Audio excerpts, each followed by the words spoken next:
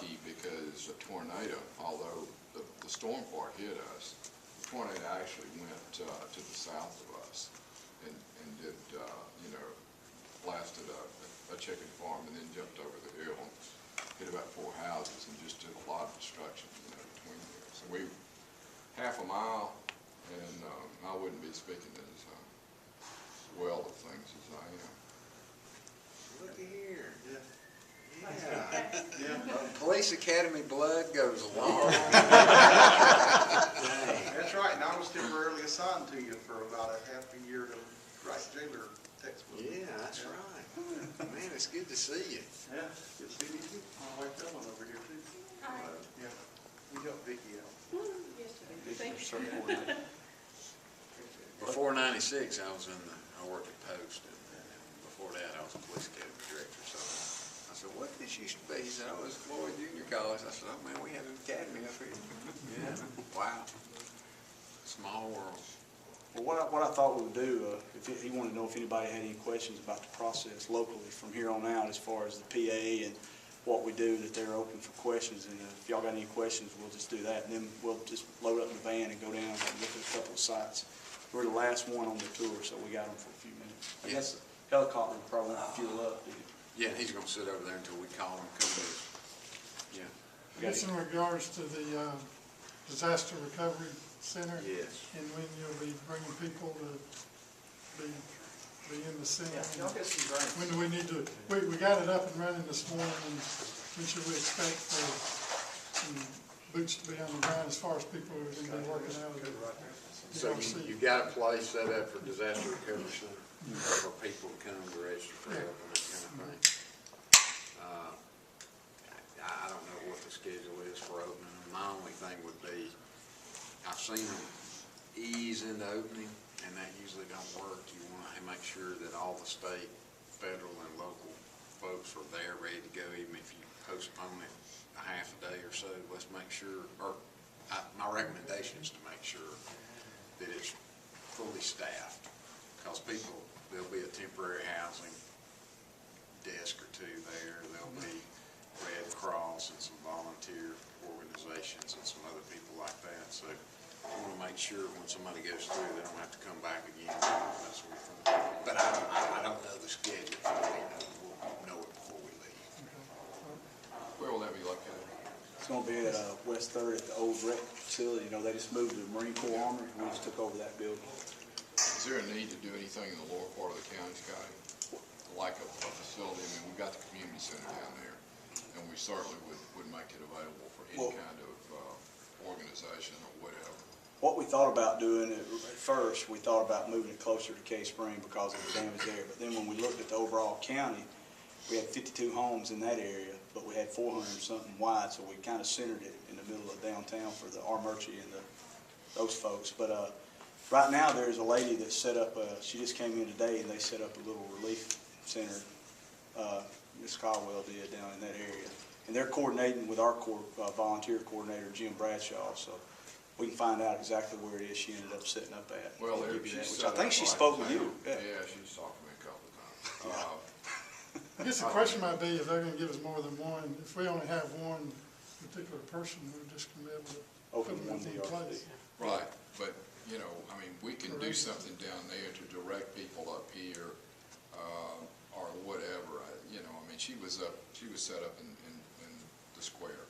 What they'll do, Mayor, they'll come back, and once FEMA gets on the ground, which this has moved fast. Yeah. I feel like FEMA will probably be on the ground Monday or tomorrow, late tomorrow evening. I just got a feeling it's going to move fast. Right. They'll bring in information sheets that'll have the phone number, and they'll bring community relations teams in. They'll flood the Cave Spring area. Okay. So really, as far as putting information out, they'll have FEMA will cover this place up, going door to door, handing out information sheets. Okay, well, you know, whatever we can do from a coordination standpoint, the city will certainly do it.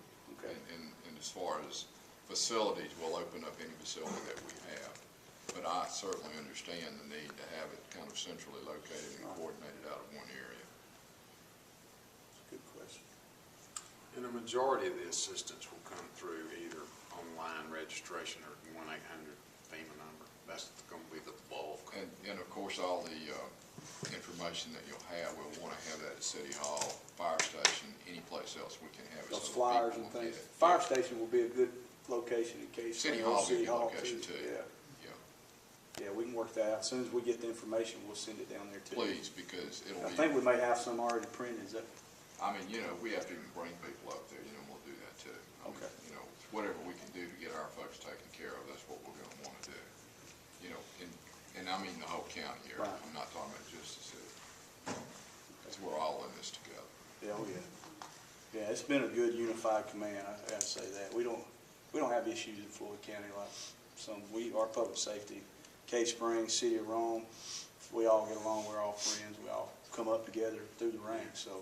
That's great. We had the sheriff out here, the fire chief, their public safety director was here working with us. I mean, it's really gone smooth considering we don't have a central EOC to work out of. We kind of adapted and just overcame. I've been impressed. At times it didn't seem like it was very organized, but things were getting done though, and that's the key, you know. Yeah. I've extended that 24 hours to 48 after the, you know, pure chaos. 48 hours before you can get it under control. 24 is not long enough. How's the power situation Yes. up there around Cave Spring? I have seen more Georgia Power trucks in the last 3 days than I have ever seen in my life, I believe. I mean, we've got pipe down there, we've got Georgia Power. They have done a super job of helping us down there.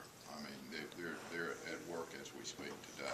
They actually have a command center set up there at the, between the old gym there and the old laundry building. It's loaded with Georgia Power people and material that they need to get folks back on. I cannot say enough good things about Georgia Power and how well they work with us directly on this. They've had crews from all over the state. We don't have an empty hotel room in Floyd County. Georgia Power's got every one of them. From the day that it hit, the next day, they had every one of our hotels booked. Jonathan actually had to stay at my house one night when he come up to help because we didn't have anywhere for him to stay. So they've been in full force. We've been communicating with them. They came in and briefed us yesterday, and I think we've got, as of last night, it was about 7,600 people without power, and that's coming down from 16,000. So it's just so much damage. I mean, and they're finding as they go through, they're finding more and more. They've done a good job. It's just slow process. Our merchant, as Chairman said, they're still not up in a lot of places out there. So we were told yesterday by this afternoon most everything would be up. So we're just waiting to get a report back from them. One thing I've gotten calls about, tomorrow, the burn ban takes effect, and there's a tremendous amount of limbs on the ground. And on private property where the county's not responsible. Okay. And I've been asked to ask you if we can talk with the governor and see if we could get that burn ban suspended for a week or 2 weeks. 30 days. Let me tell you what we did. We sent a letter up yesterday. The chairman signed it, asking for a 30-day extension, and I've got a verbal. I'm just waiting on the written letter, but I got a verbal that's been approved for 30 days, but I haven't got it in writing yet. I'm waiting. And that's questions I'm getting today. I've had several calls about that today because a lot of this is farmland, and their idea is to push it out in the pasture and burn it. So we've asked for that, and I think that we're just waiting to get official word back. That's And Alabama can do that, but we can't. I will I'll follow up on that and get an answer from EPD and see if we can't get a 16 county-wide answer rather than get. And I actually think that's in the works. I just don't know the answer to that. It is. We had that come up in a meeting yesterday, and the Georgia Forestry Commission was pursuing getting that ban lifted. I'll find out the answer for you, hopefully before we leave.